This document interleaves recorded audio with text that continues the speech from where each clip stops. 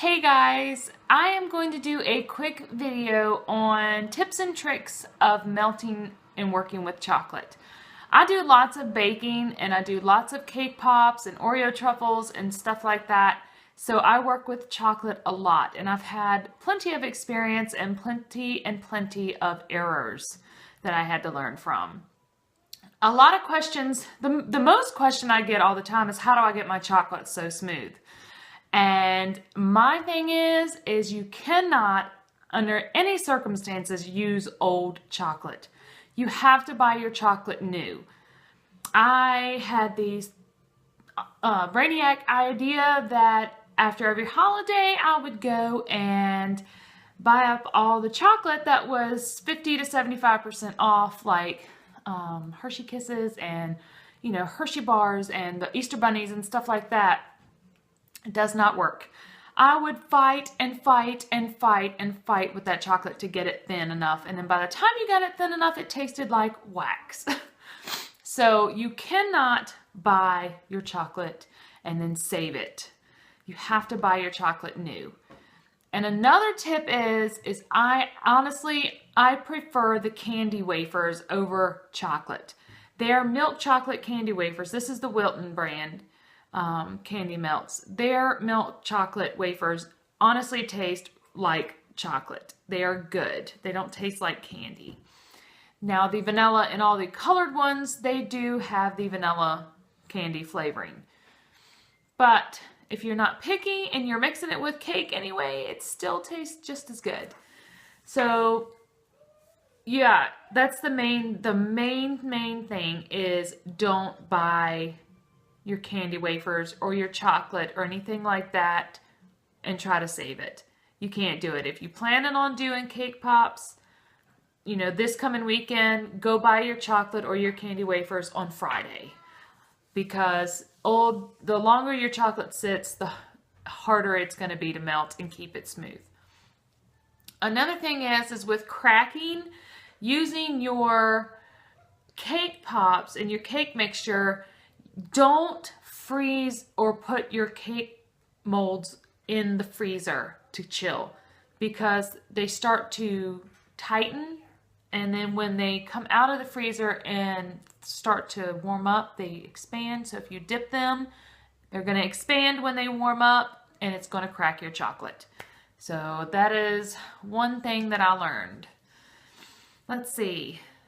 When melting chocolate, I prefer to do mine in the microwave. Now you can use a double broiler if you want to.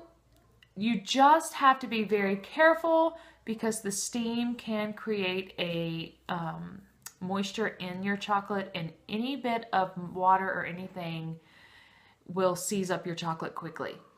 So I use the microwave, and I do it 30-second intervals, and at half power, 30-second intervals at half power. And after every 30 seconds, you have to stir and stir and stir and stir.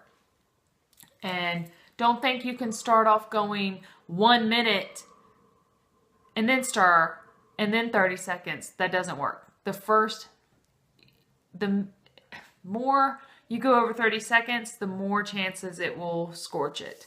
So don't do any longer than 30 seconds at a time, and make sure it's half power. If you have an older microwave, you can get away with doing like 60% power or 70% power. But if it's a newer, like range hood microwave, I'm not sure, over the stove, whatever they're called, I would use only half power. It may take a little bit longer, but what they say, patience is a virtue, is true when working with chocolate. Chocolate is very, very, very, very, very temperamental, and it will seize, it will scorch, and it will thicken very quickly. Another suggestion is only melt what you're going to need. I have tried just melting the whole bag, and then when I'm done, pour that chocolate out on a wax paper and use it again. That does not work. It does not work. It goes along with the old chocolate. It just doesn't get smooth. When you melt your chocolate, when it's completely melted, you want to lift your spoon up and have it just pour right off of your spoon. Let's see, what's another thing? When you're working with chocolate, you want it, if you get to that last mixture, like the last 30 seconds, and it's just a few lumps in there, do it for another full 30 seconds. And then when you stir it, lift it up and let it pour back in so it cools off a little bit. You don't want to dip your cake pops or anything in extremely hot chocolate. That will cause cracking as well. So let your chocolate melt it real good and get it smooth and completely melted, and then let it sit for maybe 2 to 3 minutes. That will allow it to temper and cool down a little bit. You can take it off your spoon and let it pour a couple of times, but yeah, don't work with it extremely hot. Let's see, what's another thing? Pretty much I think that's it.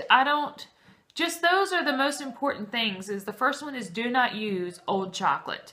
And I highly suggest using the candy wafers. They have worked perfect for me. They just get really smooth, and they work well with molds and dipping and shapes and stuff like that. So don't use old chocolate, use the candy wafers, and definitely melt at half power for 30-second intervals in the microwave.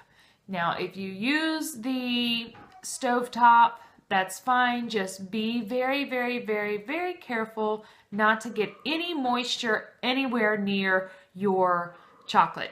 Don't let any of your utensils have one little drop of water will seize up your chocolate faster than anything. If you're trying to color your chocolates, make sure you get the 100%, Wilton has it, 100% gel food coloring. You can't use the liquid food coloring because it's water-based, and that water will seize up your chocolate, and you won't be able to use it. So those are my tips and tricks on melting chocolate. I hope it helps some of you all. It has certainly helped me, and maybe it'll save you all a couple of errors that I had to go through. So happy baking, everyone. And the Hershey Kisses. Anyway, I have to start this over. I don't even know where I left off. Let's try this again. Hey. Okay, seriously.